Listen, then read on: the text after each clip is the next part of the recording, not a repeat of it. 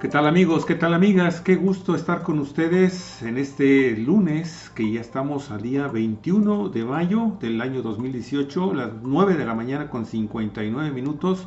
Bienvenidos a la edición en vivo de nuestro programa de la Comunidad de los Cuatro Vientos. Hola Alicia, ¿qué tal? ¿Cómo estás? ¿Cómo te ¿Qué trató el tal, Javier? debate? Híjole, ¿Pudiste pues dormir? no, claro que sí, Javier. Buenos días, amigos, amigas de Cuatro Vientos.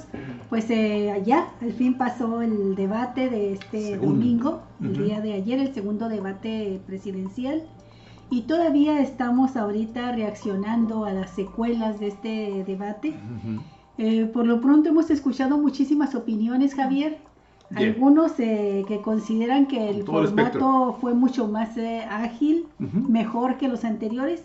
Yo también soy de esa opinión, que fue un formato mejor que el anterior, pero todavía con bastantes deficiencias, ¿no?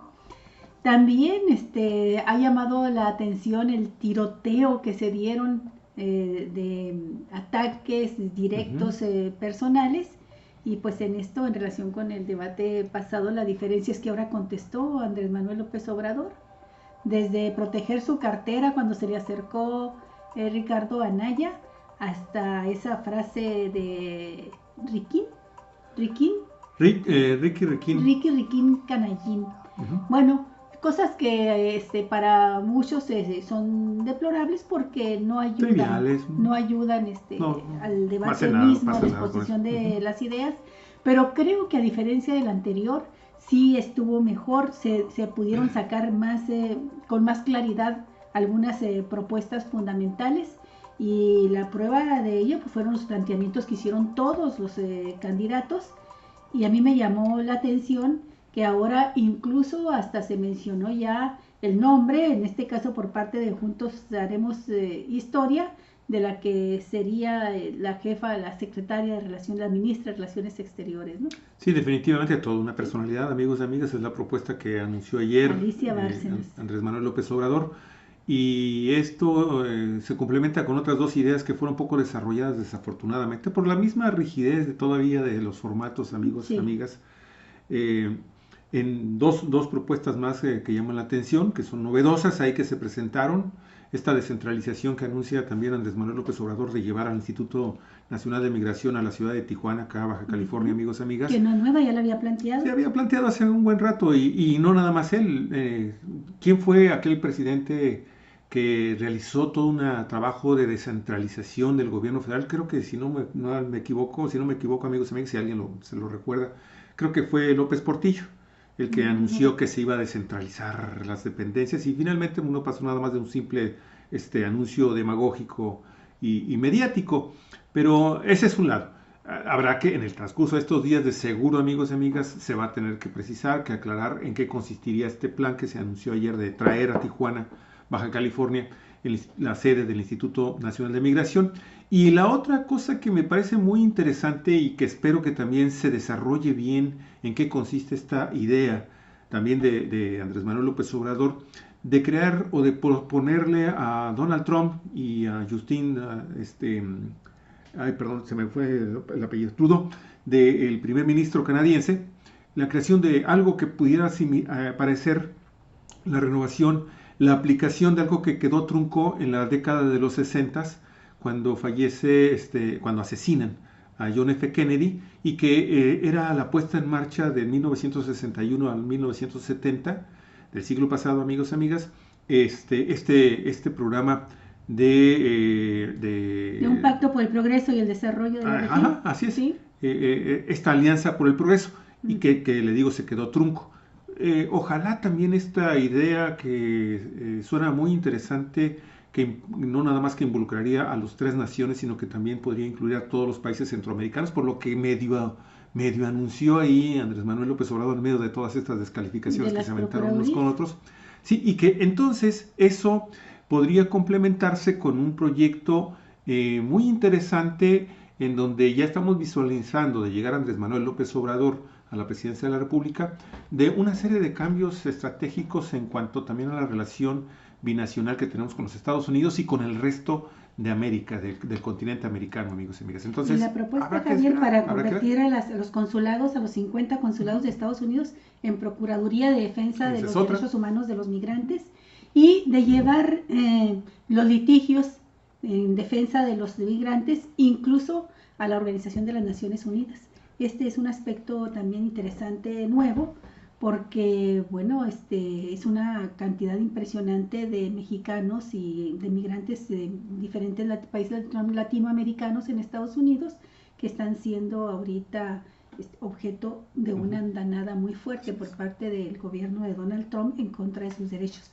Entonces hubo propuestas interesantes, esos por el lado de Juntos Haremos Historia, que nos interesa porque pues es el candidato puntero, y si llega a confirmarse en las urnas esta tendencia que le favorece, serían las propuestas más viables a aplicarse. Las otras, bueno, también merecen muchas de ellas coinciden, muchas coinciden, por supuesto. Con lo de, por ejemplo, pero nada más mencionar lo del consulado de Anaya, que también dice, le vamos a dar un presupuesto especial. Duplicar. Para que ya estén al tanto de nuestros connacionales, ¿no? Por ejemplo. Es algo aumentar del 50% el presupuesto para los consulados, para que cumplan mejor su función de defensa de los derechos de los migrantes. Esa fue una de las propuestas concretas. Sí.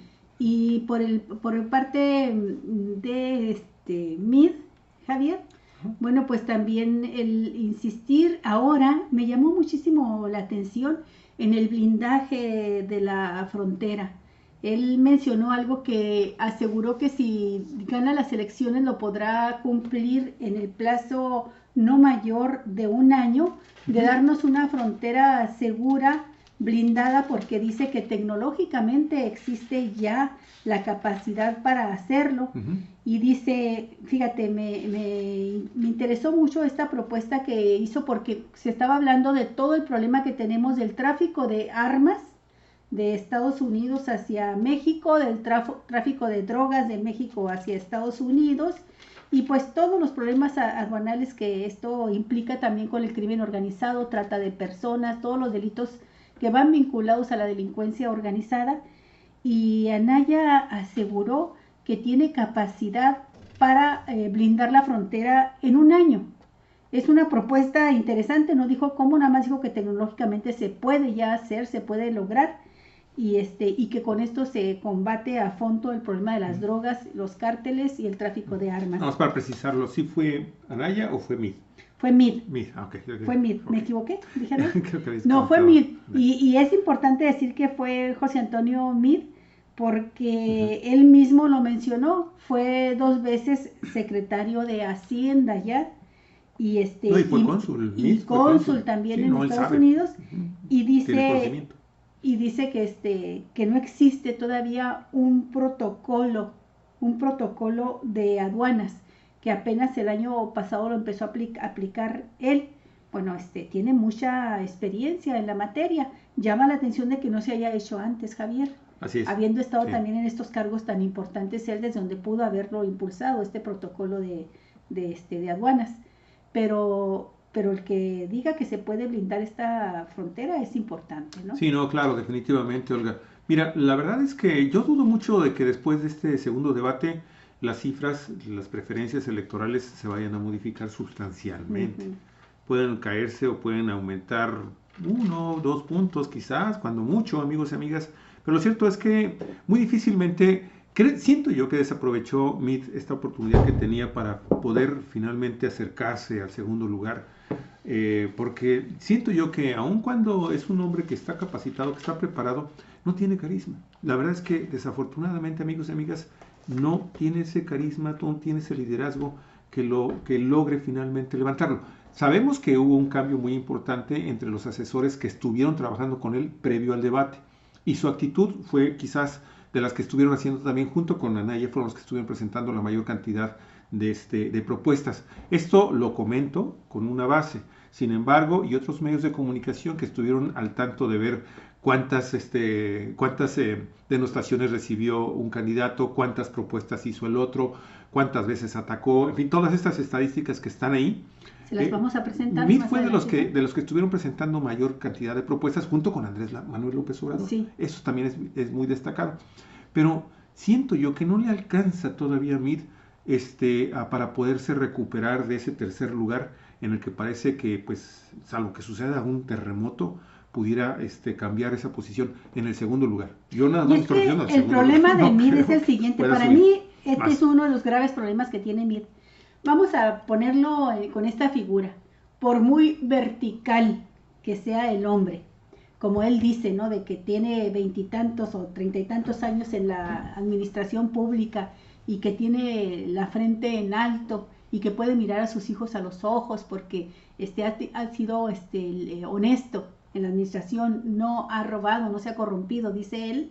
Bueno, por muy cierto que sea esto, por muy vertical que esté, trae encima una lápida enorme, Javier, que lo hace agacharse hasta el piso y casi arrastrarse. Y esa lápida se llama PRI y se llama Enrique Peña Nieto.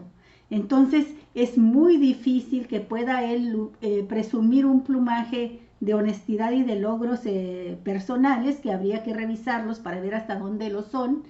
Pero con el problema es que trae esa lápida y no ha sido capaz, Javier, de deslindarse del gobierno de Peña Nieto. Incluso quienes lo entrevistan prácticamente le ponen el balón para que le dé la patadita y meta el gol, deslindándose ya del gobierno de Peña Nieto, y no lo hace. Sí. Los candidatos priistas, cuando ya son postulados y ya están en campaña, es parte del juego. Ellos mismos saben, aún los priistas saben que tienen que empezar a hacer una crítica del que lo favoreció con el dedazo, del PRI que todavía está en el gobierno, para empezar a deslindarse y no cargar con los errores de esa administración. Sí. Pero Mid no solamente no se deslinda, cada vez que le ponen el balón, termina defendiendo a Peña Nieto y termina defendiendo también al PRI. Entonces, esa lápida lo mantiene en el tercer lugar de las encuestas. Sí, de hecho, ¿no? Uno de los grandes traspiés que sufrió en el debate de ayer fue precisamente cuando lo obligan a decir si haber recibido a Donald Trump con la alfombra roja, cuando Donald Trump, que por cierto se convirtió, aunque no lo hemos mencionado ni se ha mencionado, en realidad el quinto debatiente ahí fue Donald Trump. No estuvo ahí, pero ahí estuvo presente Donald Trump durante todo el debate. Pero ya ves que le dicen, bueno, ¿hizo bien o no hizo bien? ¿Fue un error o no fue error el hecho de que haya México invitado, el gobierno de Enrique Peña Nieto, a Donald Trump con la alfombra roja y darle hasta incluso un recibimiento como si fuera ya un jefe de Estado? Y después de tratar de evitar una respuesta directa, finalmente dijo, sí, hizo bien. Y eso, amigos y amigas, para todos los mexicanos también pues es un bofetón. Todos los mexicanos nos sentimos agraviados por el trato que nos ha dado a Donald Trump. A nadie nos gustó el recibimiento, la alfombra roja que le puso Enrique Peña Nieto. Bueno, este fue un ejemplo de lo que estoy mencionando. Así también. Es, un ejemplo concreto. Por otra parte, ha habido críticas también a la conducción del debate. Se dice que fue excesiva la intervención. Que fueron protagonistas, dicen. De los dos conductores. Puede ser que se hayan pasado un poco, pero a mí me gustó la insistencia con la que una y otra vez llamaron a los candidatos a que respondieran a las preguntas que se estaban planteando tanto por parte del público asistente como por parte de ellos. Y creo que no lo lograron totalmente. Esa es otra de las constantes de estos debates. Sí. Muchas veces cuando el candidato no quiere contestar, se sale y logra salirse avante sin ningún problema. Y ahora por lo menos con la insistencia que le estuvieron haciendo los conductores, nos quedaba claro a los televidentes que sí se estaba saliendo sí, quién quería evadir y quién estaban evadiendo la respuesta. Y quién estaba en plan demagógico. Aquí fue prácticamente pareja la actitud de todos los candidatos. Fíjate que viéndolo ya así en perspectiva, es un avance en este proyecto que tiene por otro lado el Instituto Nacional Electoral, que por cierto, definitivamente se va a salir del presupuesto originalmente programado para los 3 debates, que son 20 millones, ya llevaban 13.6 con el primero. Es un avance en cuanto a la forma de tratar de darle otra dinámica a estas presentaciones de los candidatos, porque, o sea, si lo comparas, y hemos hecho las comparaciones con los otros debates que se han realizado en el país, presidenciales, eran demasiado rígidos. Siempre decíamos, es que están rígidos, no les dan oportunidad. Hoy hubo un poco de mayor movimiento. Ya algunos candidatos, los tres, Bronco, Rodríguez, Anaya y Meade, se movieron en el escenario, ¿sí? Incluso esa actitud matona, ¿no? de Anaya cuando se acerca ahí para atacar a Andrés Manuel López Obrador con el tema famoso de los recursos de inversión que recibió la Ciudad de México en un año, y que Andrés Manuel ahí sí, pues tuvo un momento en donde generó una de las reacciones más grandes a su favor en todas las redes sociales que estuvieron siguiendo el debate, amigos y amigas. Cuando se saca la famosa cartera, me la voy a cuidar, no sé que me la vaya. Sí, con momento, eso le mató, lo mató. O sea, el matador terminó matado ahí en ese momento. En cuanto lo sacó totalmente de onda, no supo cómo reaccionar a Anaya cuando graciosamente dicen, tengo que cuidar mi cartera, ¿no? Pero bueno, yo nada más para terminar este tema de al menos de mi parte, del tema del formato. Fíjate que por otro lado también, hubo o no hubo protagonismo, fue o bueno, no fue malo la presentación, los moderadores, eso, amigos y amigas, usted mejor que cualquiera para poder definirlo, sí. Pero lo que está y lo que yo creo que puede mejorar mucho es este formato que le permite también a ciudadanos comunes estar presentes en el debate y hacer preguntas. Siento que las preguntas ahora, esto es bien importante señalarlo, las personas que estuvieron, las 40 personas que estuvieron ahí, fueron finalmente las que terminaron siendo seleccionadas para que estuvieran presentes ahí y que estuvieron ya en la recta final para que sus preguntas quedaran finalmente aprobadas para que se hicieran en el transcurso del debate. Y de los cuales nada más fueron 6 los seleccionados. Sí. Pero, por otro lado, esos 40 que estaban ahí, pues eran prácticamente convidados de piedra, salvo aquellos momentos chuscos en los que incluso se escuchaba que estaban muertos de la risa con algunas cosas que sucedieron en el debate. Pero fuera de ahí estaban como convidados de piedra. Y las preguntas que se hicieron, la verdad, siento yo, que fueron también, no fueron tan trascendentes desde el punto de vista de que pusieran un poquito de mayor aprietos y de mayor compromisos y mayor definiciones a los 4 candidatos, en mi muy particular punto de vista, ¿sí?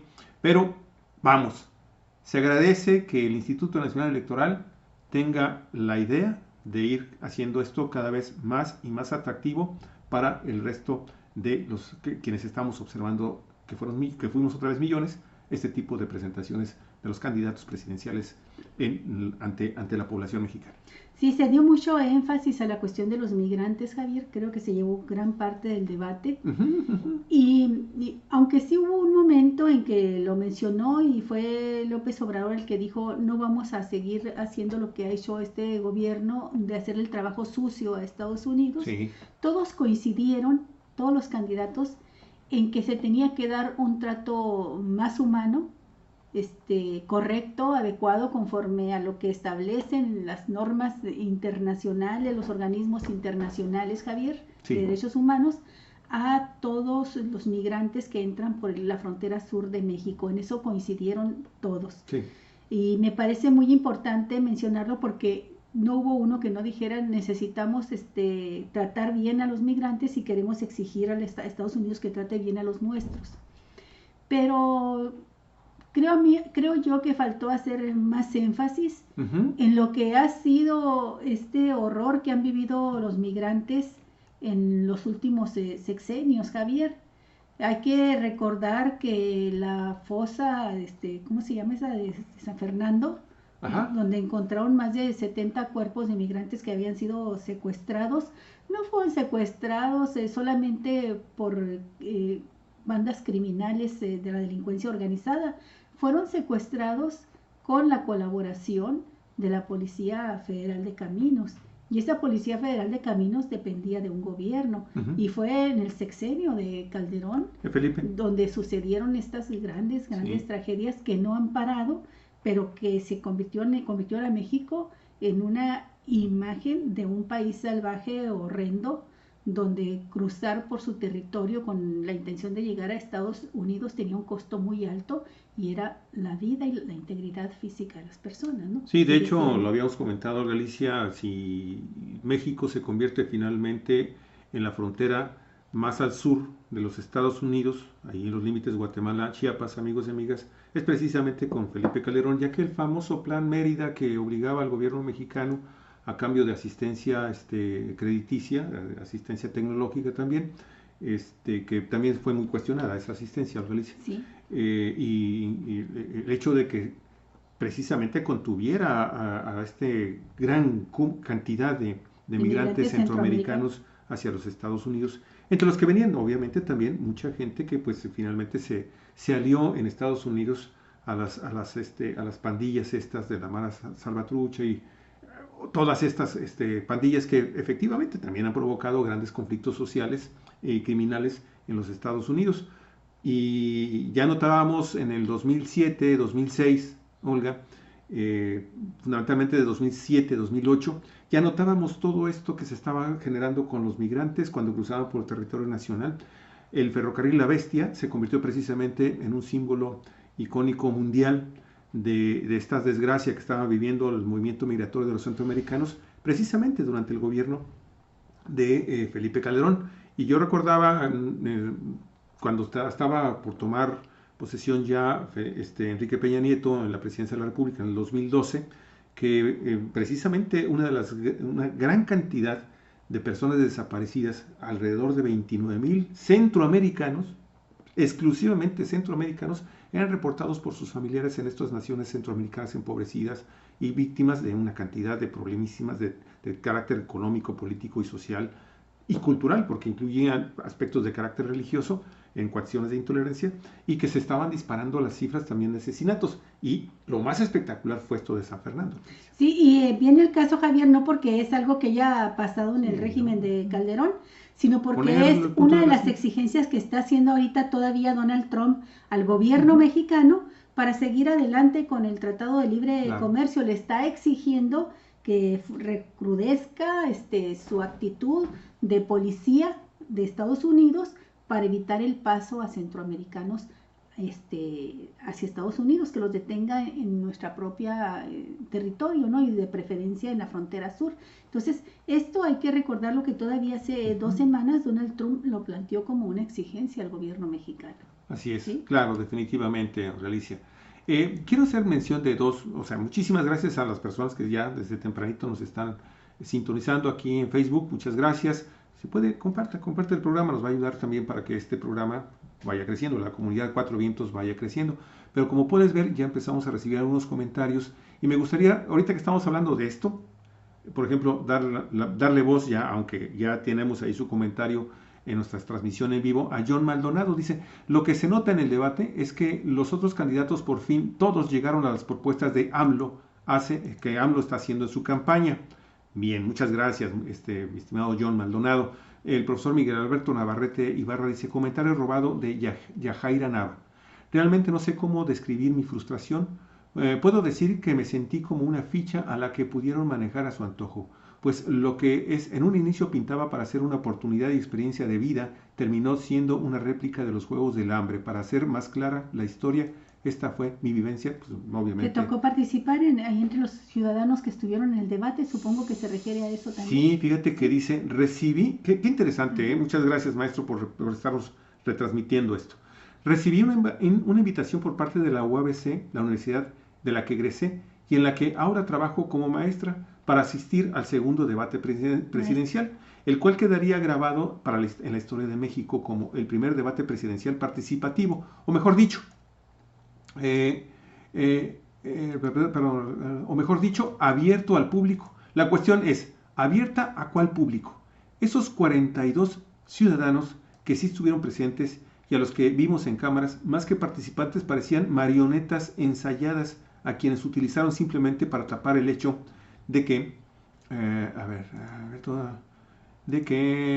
perdón, es que de repente cuando cambio, parecían marionetas ensayadas a quienes utilizaron simplemente para tapar el hecho de que el debate realmente no iba a ser participativo, ni mucho menos público. Muchas gracias también, maestra, y qué interesante el comentario que nos hace Yajaira Nava. Muchas gracias por proporcionarnos esta información.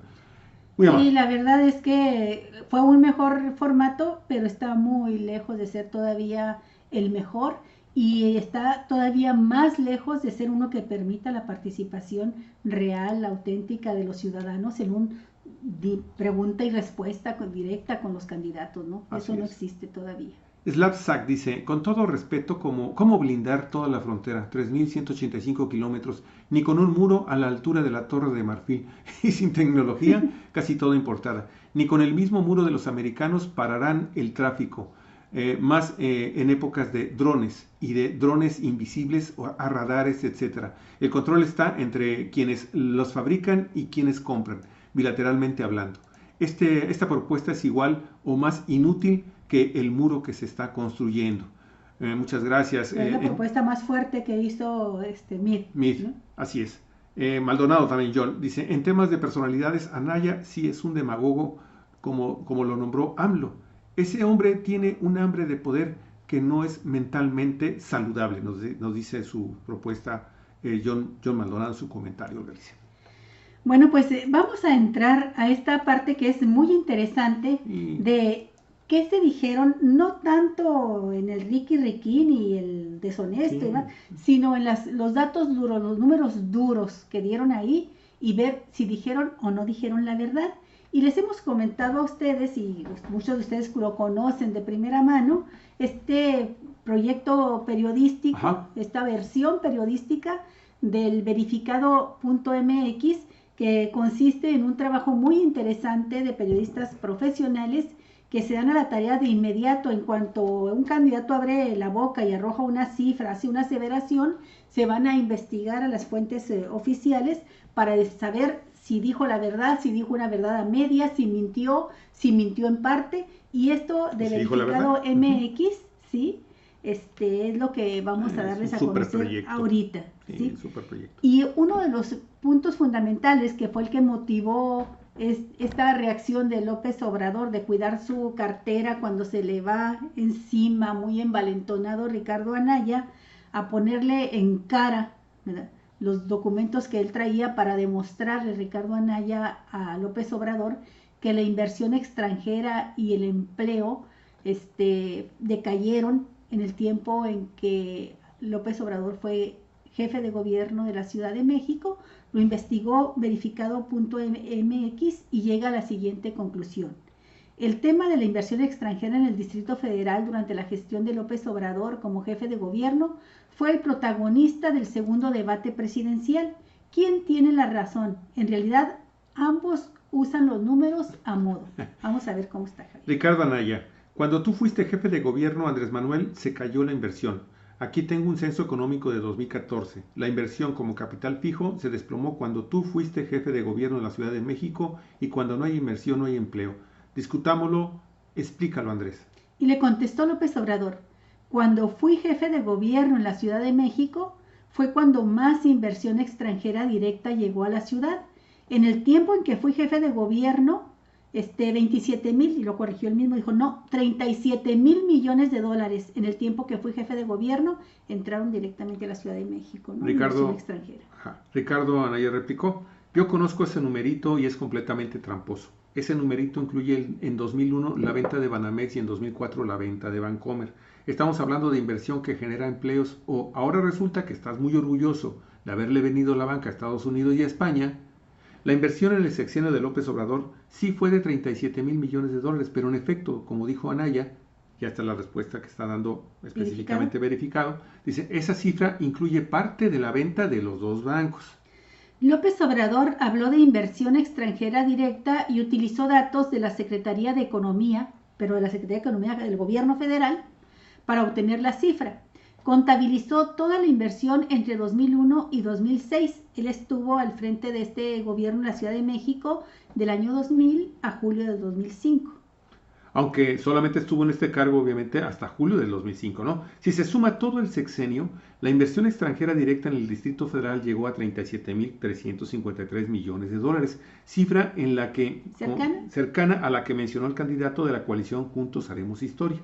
Si solo se cuentan los años en los que estuvo López Obrador al frente del Distrito Federal, el monto es de 31,880 millones de dólares.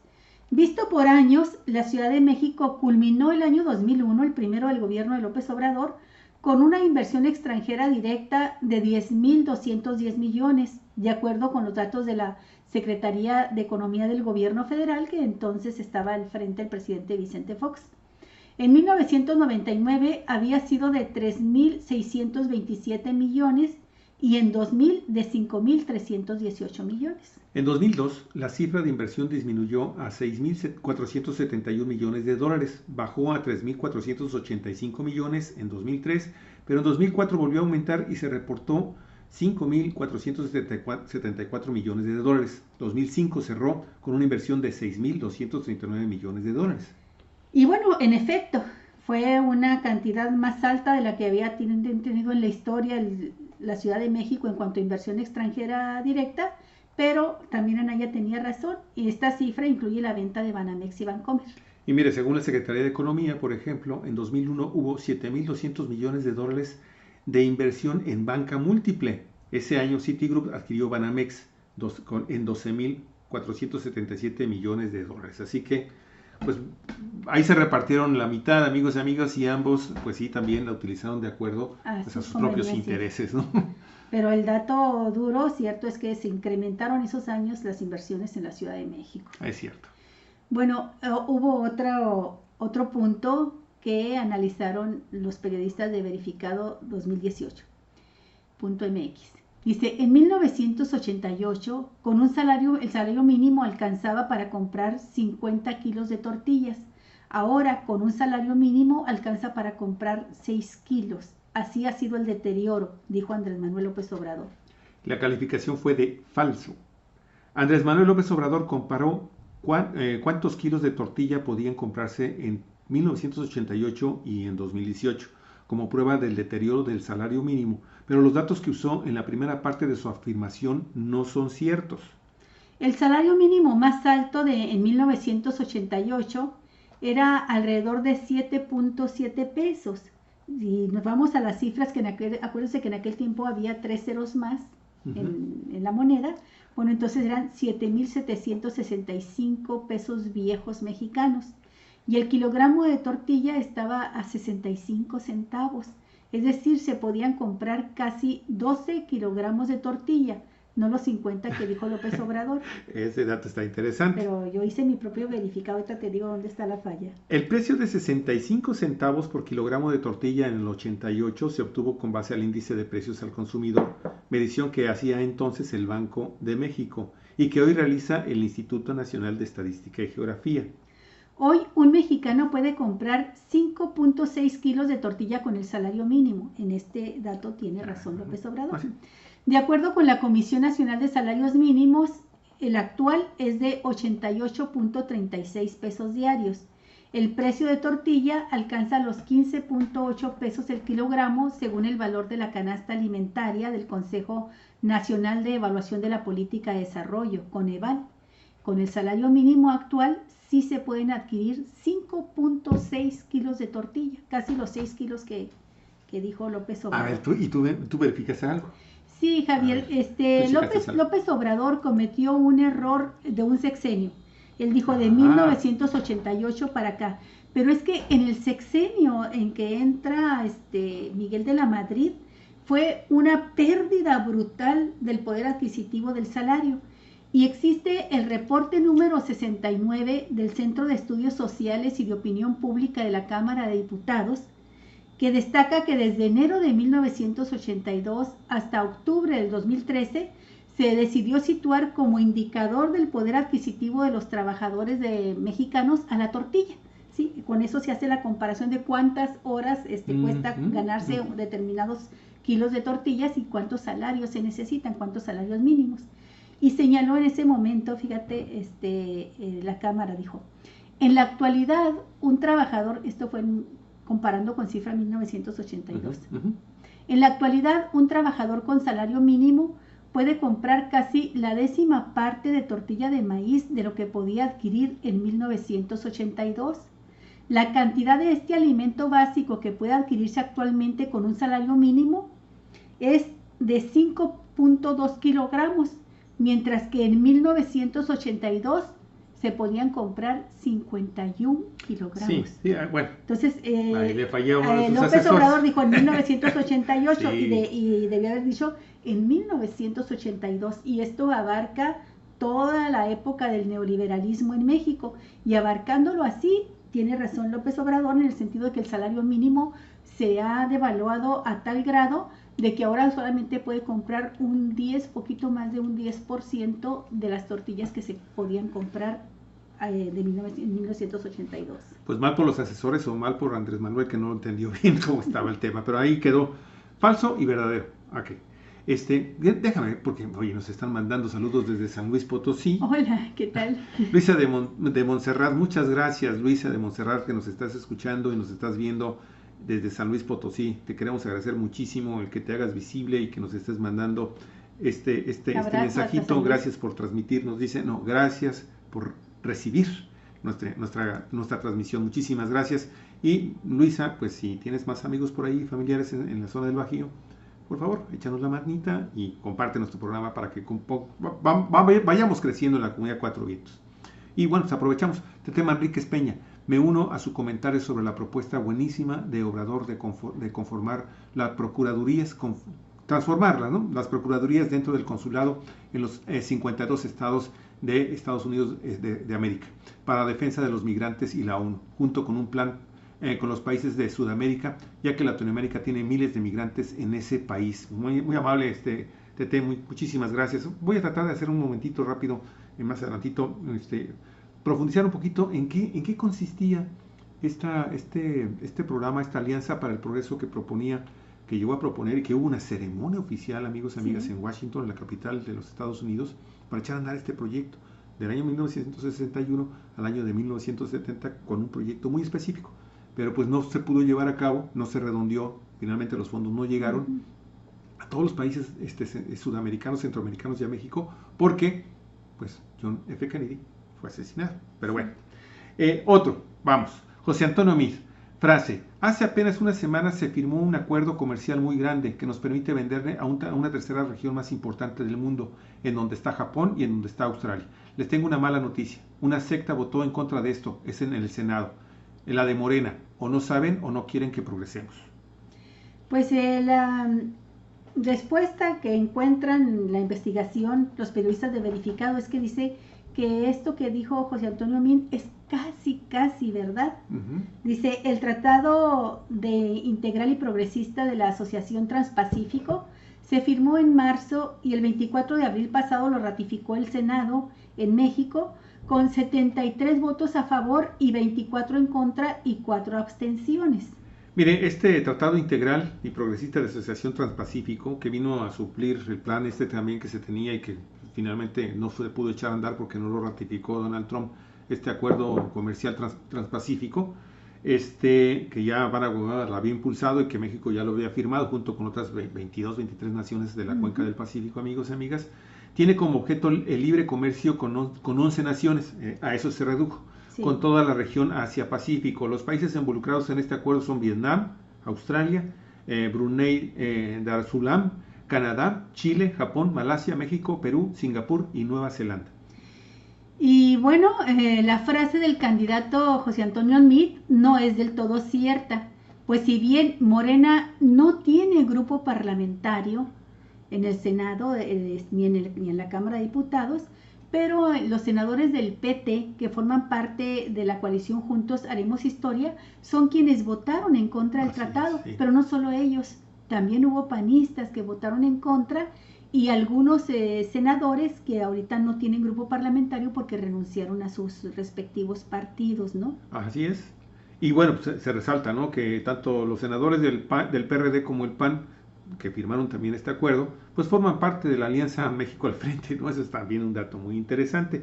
La votación del Senado quedó de esta forma. De los 24 votos en contra, 3 fueron de senadores sin grupo parlamentario: Alejandro Encinas, Fernando Mayans y Marta Tagle. 16 del PT, que son los de Manuel Bartlett, Luz María Bernstein, Marlon Berlanga, Miguel Ángel Chico y otros más. Bueno, pero son 16 senadores del PT.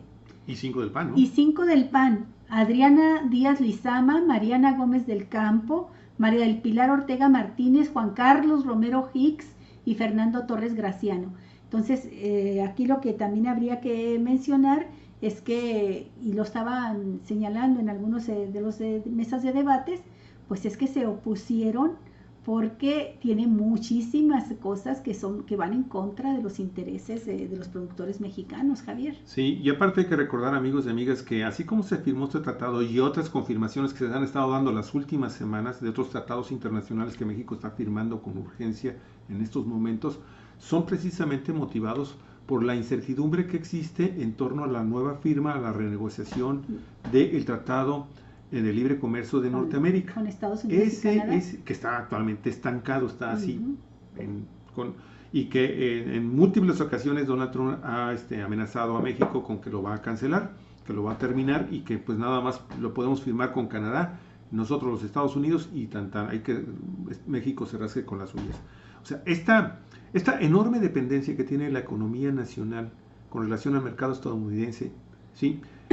Amigos y amigas, nos ha llevado precisamente a tener una actitud tan sumisa como la que ha tenido el gobierno de Enrique Peña Nieto, en que él tiene que decir sí prácticamente a todo, amigos y amigas, que viene como dictado del gobierno de Estados Unidos, con Donald Trump a la cabeza. Lo había hecho anteriormente también en el caso de Obama, ¿sí? Pero en este momento es importante señalar que sí, el gobierno mexicano en este momento está buscando desesperadamente la firma de otros tratados para tratar de buscar pues otros mercados al cuales venderle lo que pudiera en un momento determinado terminar con un fracaso la renegociación del Tratado de Libre Comercio de Norteamérica. Así es, Javier, me llamó la atención la insistencia con la que Meade y luego después sus representantes en los postdebates, Javier, señalaban como un logro del gobierno mexicano y en este caso pues del gobierno de Peña Nieto, sí, el hecho de que Donald Trump todavía esté sosteniendo el Tratado de Libre Comercio. Dice y ponen una serie de ejemplos de cómo se ha salido y cómo ha roto pactos y tratados con muchísimas otras naciones y regiones del planeta, los que dijo que iba a romper esos tratados. Dice, pero con nosotros, dice, con México y Canadá, el Telecán no lo rompe. Dice, no, porque nosotros hemos llevado a cabo una negociación constante, firme, muy respetuosa, pero como si hubiera sido fruto, ¿no? Lo que está ahorita del trabajo y el esfuerzo del gobierno mexicano, cuando lo evidente es que si no se rompe el Tratado de Libre Comercio es porque Donald Trump no quiere romperlo. Donald Trump lo que quiere es negociarlo en mejores términos para él, para su país. Y eso es lo que continúa todavía hasta la fecha, ¿no? Claro. Pero y él está en todo su derecho de hacer esa actitud, de asumir esa actitud, a final de cuentas. Nosotros lo que queremos es también que el gobierno mexicano asuma los intereses de nuestra patria, ¿no? Y lo defienda con firmeza. Claro. Bueno, y al respecto, Javier, el Bronco, Jaime Rodríguez Calderón, cuando le preguntaron directamente qué haría él para hacer frente a este problema del Telecán y si en caso de que Donald Trump cumpliera su amenaza de romper el tratado, ¿cómo gobernaría el Bronco? Y dijo él, pues mirando más al sur, dice, tenemos que abrir tratados de libre comercio con los mexicanos del sur de México, ¿no? Y eso va a potenciar mucho las cosas que los mexicanos quieren de nosotros. Dijo, vámonos hacia el sur. Y lo que le responde verificado es que ya existen tratados, Javier, que ya se casi falso, le dice. Sí, es casi falso, dijo, porque ya México ha firmado tratados con Asia, con India, con Corea, con Japón y con Sudamérica. Dice, el problema es que sigue siendo predominante el intercambio comercial con Estados Unidos y el 40.77% de todas las exportaciones de México el año pasado, por ejemplo, fueron realizadas con Estados Unidos y América del Norte, mientras que a Asia solo se dirigieron el 20% y a América del Sur el 1.29%. Sí, sobre este tema quiero nada más destacar la última parte. Dice, de acuerdo con la Secretaría de Economía, dice el portal verificado.mx, el país también cuenta con 32 acuerdos para la promoción y protección recíproca de las inversiones, conocida como APRIS, con 33 países y 9 acuerdos de alcances limitados, que son acuerdos de complementación económica y acuerdos de alcance parcial. Bueno, estos acuerdos ahora cobran una vital importancia para nuestro país, porque les digo, la situación con el Tratado de Libre Comercio de Norteamérica está tan llena de incertidumbres, ¿sí? Que de hecho el no haberlo firmado o en cualquier momento en que Donald Trump hace algún comentario adverso a la firma del Tratado de Libre Comercio, incluyendo a México, de inmediato desestabiliza la economía nacional de una manera escandalosa. Y usted recordará, la semana pasada recibió la economía mexicana este tipo de presiones por parte de Donald Trump con sus twitters. ¿Y qué sucedió? Pues la devaluación del peso, ¿no? Que llegó a ser superior a los 20 pesos por dólar, esa cotización. Luisa de Montserrat ya nos contestó, dice, listo, ya está compartido. Muchas gracias, Luisa. Pero fíjate lo que nos está diciendo. Acá, en San Luis Potosí, acá las elecciones a nivel estatal están de locos.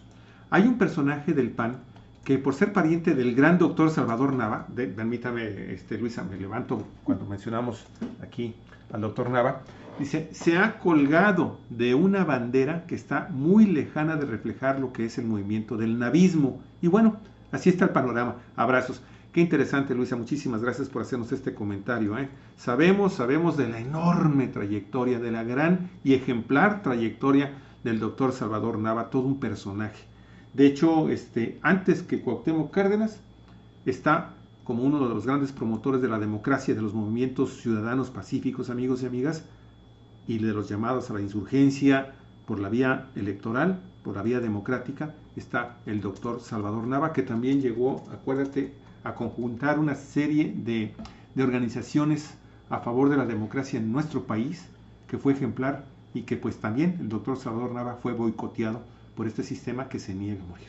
Sí, el doctor Salvador Nava le tocó enfrentar directamente a ese ejemplar clásico del cacicazgo, del caciquismo priista, que fue Gonzalo N. Santos, uno de los más grandes caciques de México y que dominó durante mucho tiempo el estado de San Luis Potosí. Fue precisamente el autor de la frase aquella de que la moral es un árbol que da moras. Sí, para que vean con quién se estaba enfrentando este panista, el doctor Nava, que sin duda pues fue un gran demócrata. Así es. José Luis Flores, muchas gracias. Mario Gómez, muy amable también por estar con nosotros. Wilfredo Covarrubias, buen día. No atacaron tanto los moderadores a AMLO como el anterior debate. Un saludo para mí. Para mí. Por favor, gracias, Wilfredo. Claro que para ti. Claro que sí, definitivamente. También Clara Valencia, buenos días, muchas gracias. Liz Durán, buenos días, amigos. ¿Qué tal, Liz? ¿Cómo estás? Liz, un abrazote, ¿no? A ver si el buen Alex nos echa un gritito, ya le mandé un mensajito por ahí. Silvia Irene Camarena también dice buenos días, un placer escucharlos, muchísimas gracias. Jorge Díaz, ¿qué tal? Un abrazo para ti. Guillermo Martínez García también está con nosotros. María del Socorro García, que está también ahí presente con sus comentarios.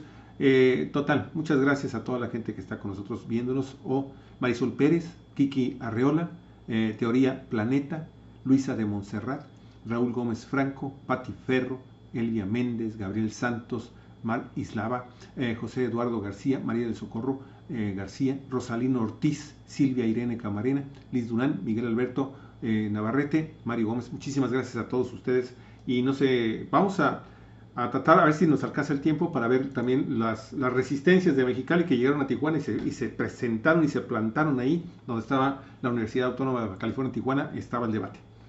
Así es, vamos con otra frase que se dio a conocer en el debate, una aseveración de Ricardo Anaya, que le dice a López Obrador, si hubiera habido tanta inversión durante tu gobierno en la Ciudad de México, ¿por qué entonces la economía creció a la mitad de lo que creció a nivel nacional? Y la tasa de desempleo, que es el mejor indicador, si hubiera habido tanta inversión como tú dices, la tasa de desempleo, ¿por qué aumentó 63% cuando tú eras jefe de gobierno? La calificación de verificado dice que es verdadera esta afirmación de Anaya. Dice, en la primera parte de la frase, como dijo Anaya, el crecimiento económico que tuvo la Ciudad de México fue prácticamente la mitad del que se registró en el país entre el año 2000 y el 2005. En ese periodo el crecimiento promedio del Producto Interno Bruto del país fue de 2.2%, mientras que en el Distrito Federal, hoy Ciudad de México, Sí. los datos oficiales muestran que el crecimiento fue de 1.15. Esto significa una diferencia de casi 2-1. En el segundo caso, Anaya aseguró que la tasa de desempleo creció el 63% durante el periodo de López Obrador. Bueno, dice, usando como fuente datos del Instituto Nacional de Estadística y Geografía, fue como Anaya hace esta afirmación.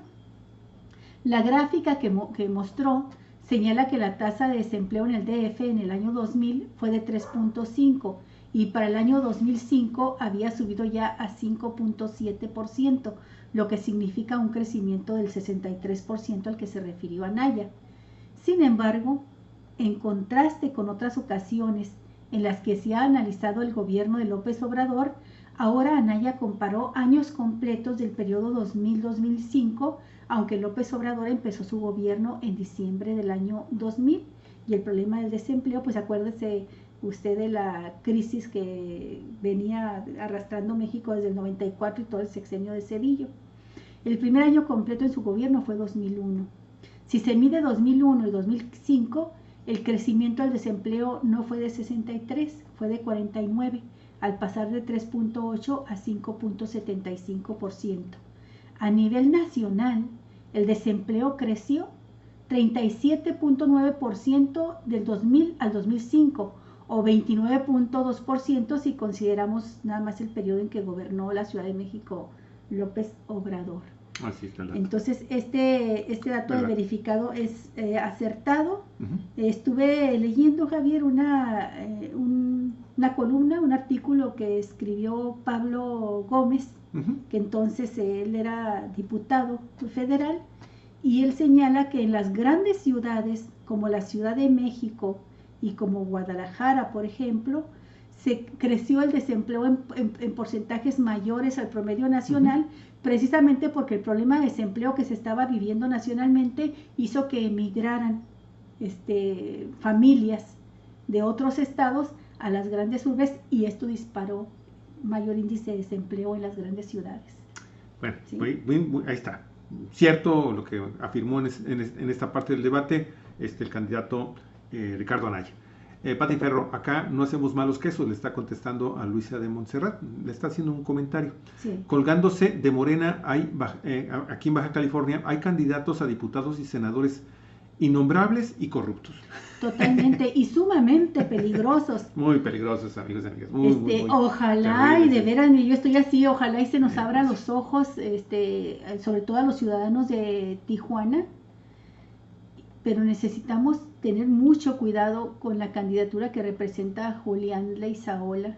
Julián Leizaola, teniente coronel retirado, ex jefe de seguridad pública en Tijuana, ex jefe de seguridad pública en Ciudad Juárez, y en ambos puestos con una larga cauda de violaciones muy graves a los derechos humanos, con participación personal directa en sesiones de tortura, y tortura a inocentes, donde el hombre gozaba la tortura de que estaban siendo objeto. Está acusado de delitos de lesa humanidad ante la Comisión Interamericana de Derechos Humanos, y hay varias investigaciones abiertas en contra de él.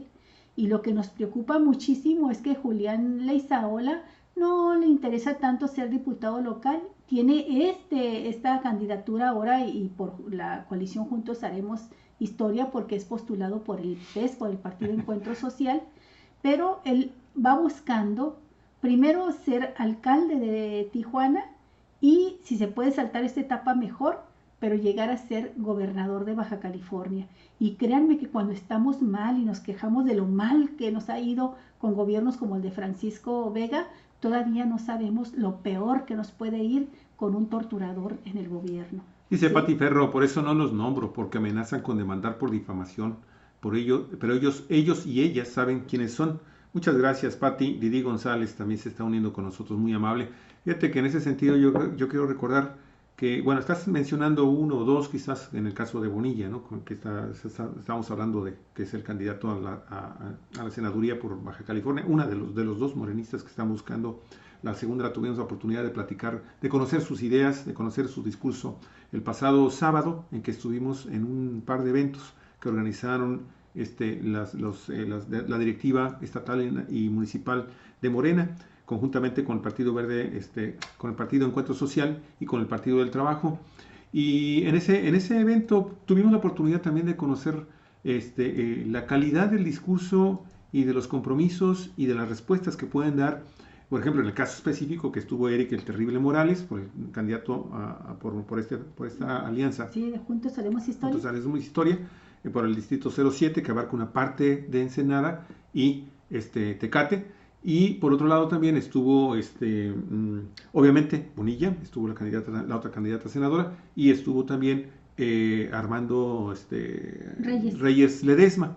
Y ahí los maestros le pusieron, créame, en realidad quienes pusieron los puntos sobre las IES en esta reunión fueron los maestros, que ahí incluso le pidieron compromisos y le dijeron muy claro, un maestro que fue muy claridoso, el primero que hizo uso de la palabra, que le dijo: si ustedes no cumplen y si ustedes no incluyen las propuestas que estamos haciendo aquí en esta reunión, vamos a estarlos vigilando y vamos a estarlos cuestionando, y si no, los vamos a denunciar. Esa es la actitud que debemos de asumir todos en México, amigos y amigas, con los que resulten vencedores en el proceso electoral, sean del partido, del frente y coaliciones que sean, amigos y amigas, porque una vez que pasan los procesos electorales se olvidan. Y si durante la campaña ignoran las propuestas, porque eso fue lo que sucedió en la reunión, llegando a esta triste situación que se dio, yo no la quiero dejar pasar por alto, amigos y amigas, porque eso espanta y nos alerta del carácter de estos candidatos.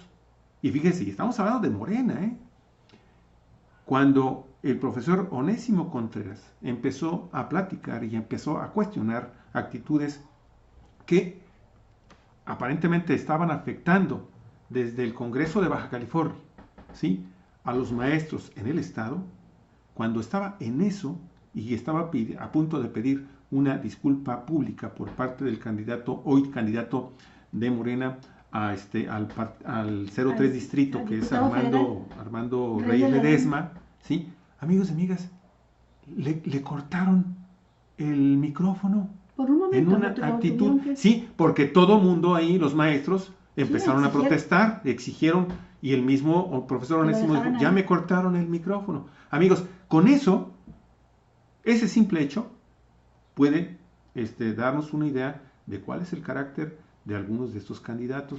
Tú sabes que todos traen sus achichincles y algunos son más papistas que el Papa, ¿no? Pudo haber sido eso ahí también, corrigieron rápidamente ese error, pues se vieron muy mal. Muy mal. Lo cierto es que Reyes Ledesma pues tiene una opinión adversa grande en un sector importante de seguidores de López Obrador, que no lo querían como candidato.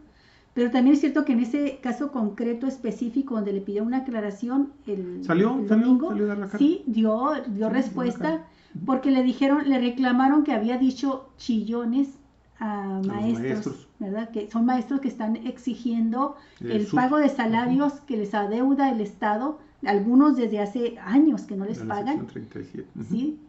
Otros están pidiendo que se les jubile ya porque ya cumplieron con todos los requisitos y por supuesto fundamentalmente con los años laborados para tener derecho a la jubilación, y no los jubilan porque el gobierno pues alega no tener dinero para pagar las jubilaciones.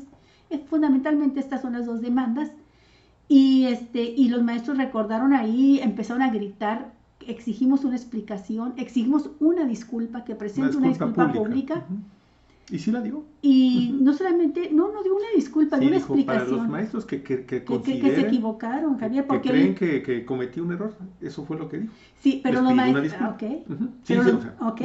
pero los maestros lo que creían es que les había dicho chillones a todos. Sí. Y lo que Reyes explicó ahí, Reyes Ledesma, es que se había referido a dos maestros, dos dirigentes sindicales que no han respondido por los que han traicionado al magisterio. Mostró su respeto al magisterio, dijo que una de sus hijas es maestra, pero explicó que se refería a esos dos. No era un insulto a los maestros, que le dijo chillones a esos dos. Entonces sí dio una explicación. Sí. Yo lo que estoy aquí criticando es ese momento en que hay una denuncia concreta, en que hay un maestro hablando y le cortan el micrófono. Eso, amigos y amigas, es precisamente por lo que muchos ciudadanos estamos luchando para que este tipo de actitudes autoritarias, ¿sí?, terminen. Pero en fin, nos fuimos un poquito con el tema. Oye, lo que no podemos dejar pasar por alto es este error, creo yo, grave, de Andrés Manuel López Obrador con el caso de Nestora Salgado. Sí. Amigos, esto, la verdad, esto también es un gravísimo error, siento yo, sí, de Andrés Manuel López Obrador. La aparición de Nestora Salgado en este debate tuvo dos extremos. Por un lado, la actitud, la mentalidad, la línea represora para mí preocupante de José Antonio Meade, la mentira, y además no es la primera vez que la mencionan, Javier, para atacarla a Nestora Salgado por parte de del frente, la coalición electoral de Meade.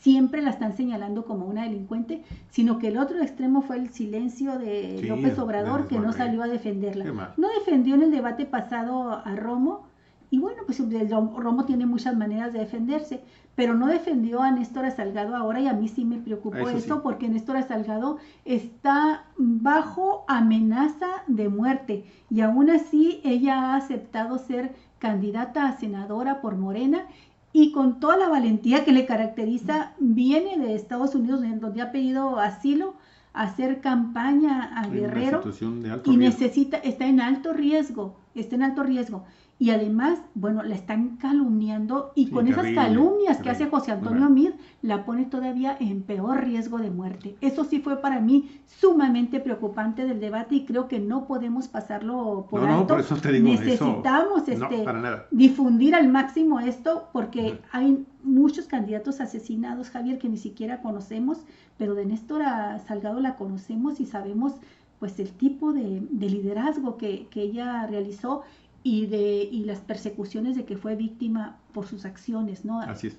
A favor de su comunidad. ¿Qué dijo José Antonio Meade durante el debate? Frase: Nestora Salgado va a ser senadora plurinominal por Morena, una secuestradora que está libre por una falla de la policía. Y fue y le dejó ahí el papel y dijo: esta va a ser también una de tus responsabilidades, le dijo Andrés Manuel López Obrador, sobre tu conciencia. Y la calificación de verificado.mx es falsa. Falsa esta frase.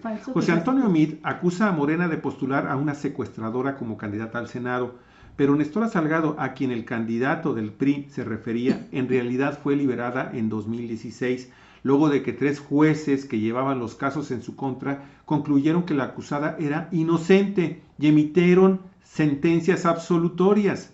La historia de Salgado inició en el año 2012, cuando pobladores de Olinalá, Guerrero, expulsaron de su localidad a las autoridades municipales formales por un presunto caso de encubrimiento y crearon un cuerpo de policía comunitaria, al frente del cual nombraron a Nestora Salgado como su comandante. La policía comunitaria está regulada por la Ley 701 de reconocimiento de derechos y culturas de los pueblos y comunidades indígenas en el estado de Guerrero, ¿sí? Al año siguiente, 2013, Salgado fue capturada por el ejército mexicano sin orden de aprehensión y sometida a proceso penal bajo los cargos de delincuencia organizada y secuestro. Fue trasladada al Centro Federal de Redactación Social de Nayarit, y el caso se basaba en las denuncias de medio centenar de personas, entre ellas 4 menores de edad, que denunciaron que habían sido detenidas por la policía comunitaria que comandaba Salgado. Y bueno, el primer delito desechado en el año 2014, ¿sí?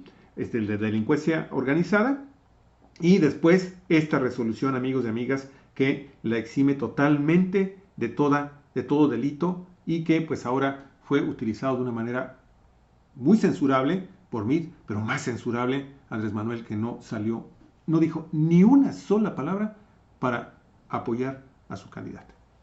Y bueno, las irregularidades y fallas que hubo en el proceso que se le fincó a Nestora Salgado fueron realidad, pero en contra de ella. ¿Sí? Claro. ¿Sí? Las irregularidades en las que incurrió la autoridad mexicana al procesar penalmente a Nestora Salgado fueron documentadas por el Grupo de Trabajo sobre Detención Arbitraria de la Organización de las Naciones Unidas, la ONU, el cual en 2015 denunció que Salgado no solo fue detenida por el ejército sin orden de aprehensión, sino que se le negó la asesoría consular a la que su doble nacionalidad le daba derecho. También tiene nacionalidad estadounidense. Y finalmente pasó más de un año en la cárcel sin ser presentada ante un juez y sin acceso a un abogado defensor. Todas estas fueron violaciones al debido proceso. Detenida política. Así, presa política. Una presa política, amigos y amigas. Y bueno, Olga, son 1 hora con 4 minutos de transmisión. Pues si quieres le dejamos por hoy aquí, o quieres que veamos vamos a ver lo de... ¿Qué propones? Porque pues están otras cosas muy interesantes también que se están calificando de falsos. Esto de que en la Sierra de Guerrero no se siembra maíz, una declaración de Jaime Rodríguez Calderón. Amigos, falso, totalmente falso.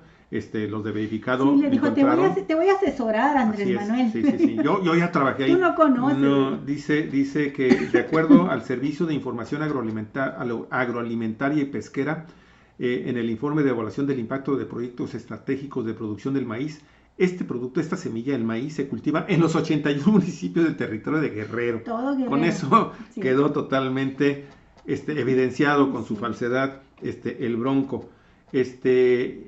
Bueno, ¿qué hacemos? Vamos a dar la última noticia, que es la de Monitor Económico. Exhiben aquí con su venta del agua ante el debate presidencial. Sí, con esto y cerramos. Con eso cerramos, muy bien, dale. Cientos de activistas se manifestaron por las calles de Tijuana para protestar contra el gobierno panista de Kiko Vega. En especial, se manifestaron contra la privatización del agua y la liberación del preso político León Fierro. Tras una breve discusión con elementos del Estado Mayor Presidencial, los cientos de manifestantes pudieron acceder a las inmediaciones del sitio donde se realizaba el segundo debate presidencial. Va a caer, Kiko Vega va a caer, coreaban los manifestantes de diversos colectivos, así como ciudadanos, al denunciar al gobernador panista de Baja California como corrupto. Venimos a luchar, no vamos a caer en la provocación, vamos organizados y unidos en defensa del agua y en contra de la corrupción, señalaron los oradores durante la marcha. Los activistas de Mexicali Resiste están narrando en vivo y dan cuenta de las diferentes expresiones del movimiento que se manifiestan en las inmediaciones de la sede del debate, como los integrantes del movimiento feminista de Tijuana, Feministas en Resistencia.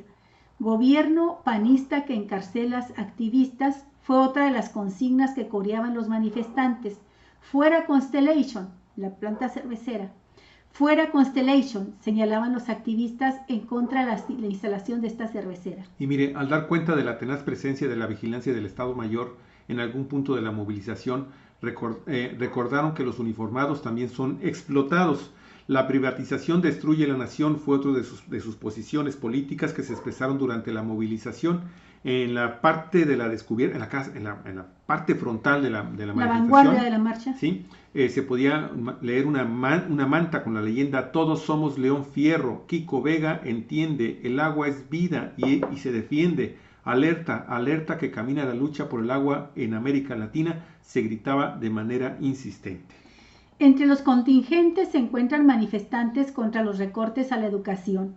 Mexicali Resiste tuvo la atención de entrevistar a personas que cargaban cartelones en relación a personas enfermas de fibromialgia, quien denunció que las personas con esta afección, dijeron, somos invisibles a todos los sistemas.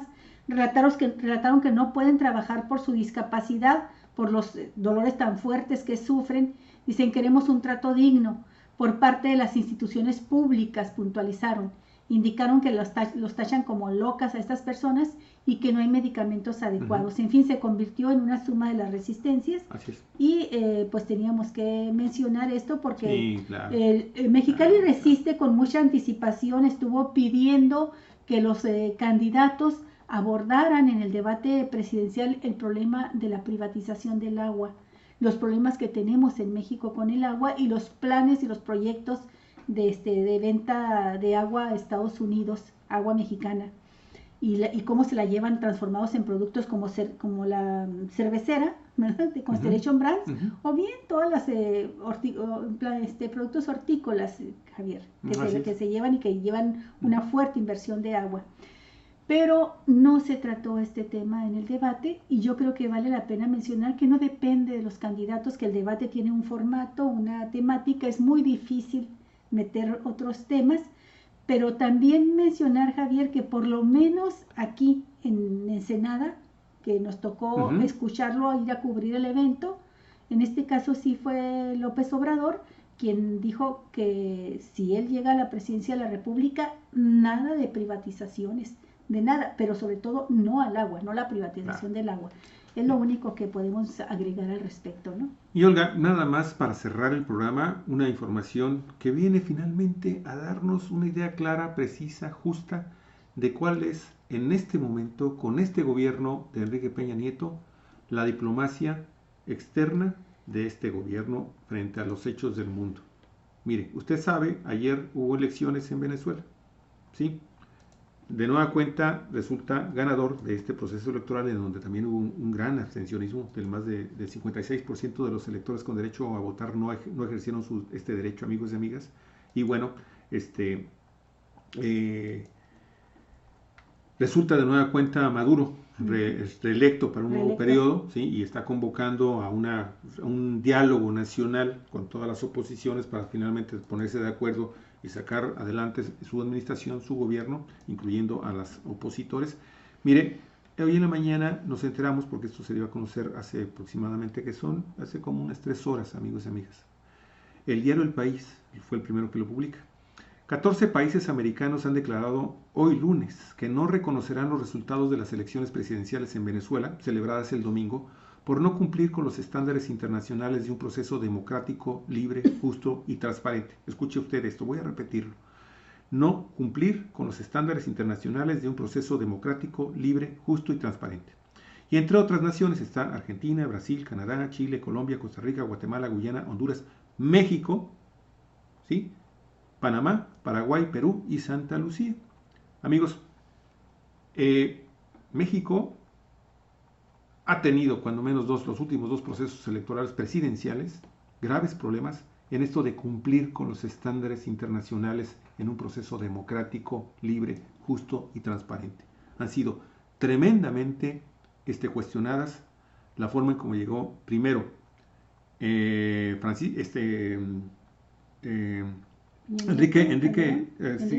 Peña Nieto por un lado, ¿sí? Pero también Felipe Calderón, amigos. Pero el problema es que, si usted se da cuenta, aquí no está Estados Unidos, pero ahí tiene sus títeres, sí. Ahí tiene sus gobiernos que han cambiado, algunos de ellos, por ejemplo Brasil, de una manera escandalosa, ¿sí? Cómo fueron golpeadas las instituciones que fueron electas democráticamente, ¿ok?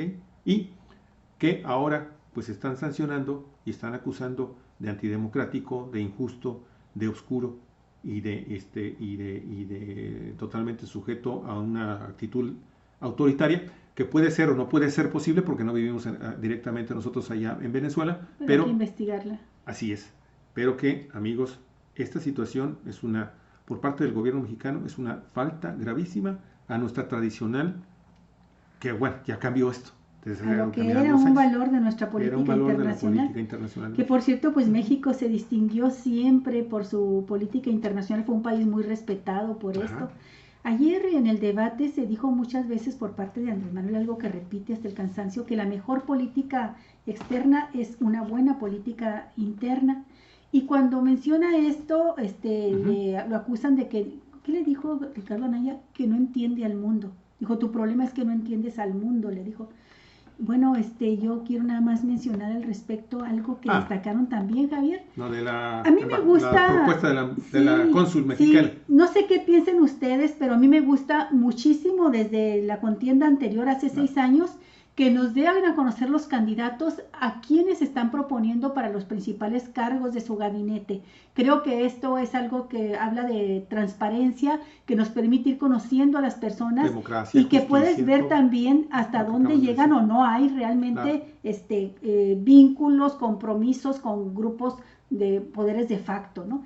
En este caso a mí me da gusto que por lo menos, Andrés Manuel, me gustaría que lo hicieran todos, nos dijeran con quiénes piensan gobernar si ganan. Pues sí, pero Anaya, por ejemplo, ya ha evadido el tema 2 veces con preguntas directas que le han formulado periodistas del mismo sistema, amigos, de Televisa y de TV Azteca y de Milenio. Se lo han preguntado y a los 3 les ha estado jugando el dedo en la boca. Sí. No ha contestado. Y Mit, pues mucho menos, ¿no? Y entonces a este hombre, a este candidato que lo acusan de que no entiende al mundo y que está cerrado y que vive en el pasado cuando habla de que la mejor política externa es la interna, pues resulta que este hombre que no comprende el mundo, pues nos está proponiendo como encargada de relaciones exteriores ni más ni menos que Hombre. a Alicia Bárcenas Ibarra, que es uno de los personajes más importantes de la historia de la diplomacia en México, de esta diplomacia que tanta fama y respeto nos ganó mundialmente, y ella pues está totalmente vigente en su carrera. Es secretaria ejecutiva de la Comisión Económica para América Latina y el Caribe, CEPAL, el organismo de las Naciones Unidas con sede en Santiago de Chile. Ella es bióloga y diplomática mexicana de toda la vida, Javier. ¿66 años? 66 años de edad.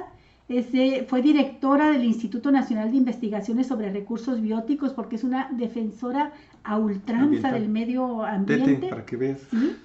Caso. Lleva paralelamente sus dos carreras como ambientalista y como diplomática, y pues es lo que necesitamos también, claro, esta alianza de este tipo de personajes, tipo de personajes, claro. ¿no? Subsecretaria de Medio Ambiente y directora general del Instituto Nacional de Pesca. También fue coordinadora del Programa de las Naciones para el Medio Ambiente, el famoso NUMA, y hasta también fue Javier, ella fue jefe de gabinete del secretario general de las Naciones Unidas. Kofi Annan la solicitó que se fuera a trabajar con él a las Naciones Unidas. Es doctora honoris causa por parte de la Universidad de Oslo, en Noruega. Este doctorado se lo dieron en 2014, honoris causa. Y también obtuvo el premio, la presea, la medalla Sentimientos de la Nación, el máximo galardón que otorga el Poder Legislativo en el estado de Guerrero, precisamente, Javier. Esto lo obtuvo apenas el año pasado. Bueno, es un personaje que de veras intachable, con una capacidad. Yo me sentiría muy orgullosa de que ella llegase a ser secretaria de Relaciones Exteriores. Pones a un lado a la doctora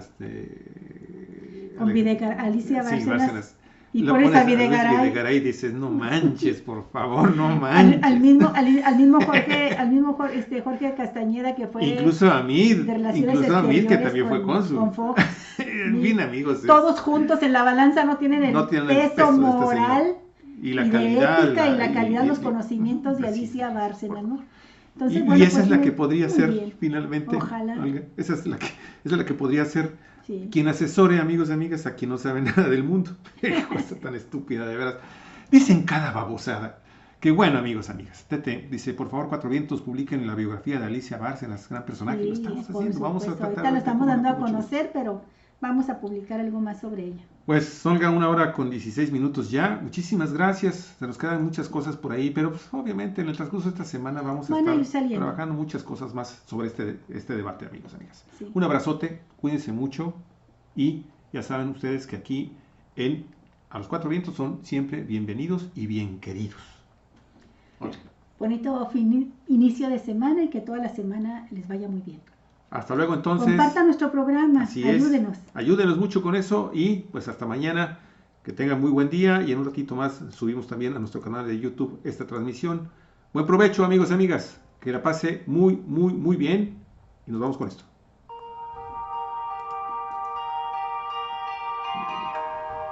Vamos a poner el 4, ¿no? ¿Dónde estoy? Aquí. 4, aquí en blanco. 4 vientos. Sí, Javier. Periodismo en red. Así. Elba Peralta, pues ya tarde, pero sin sueño. Elba, te agradecemos mucho que estés con nosotros. Ahí está el programa, pues si lo quieres escuchar completito. Y compartirlo. Claro que sí. Pásenla muy bien. Que disfrute su día. Hasta luego.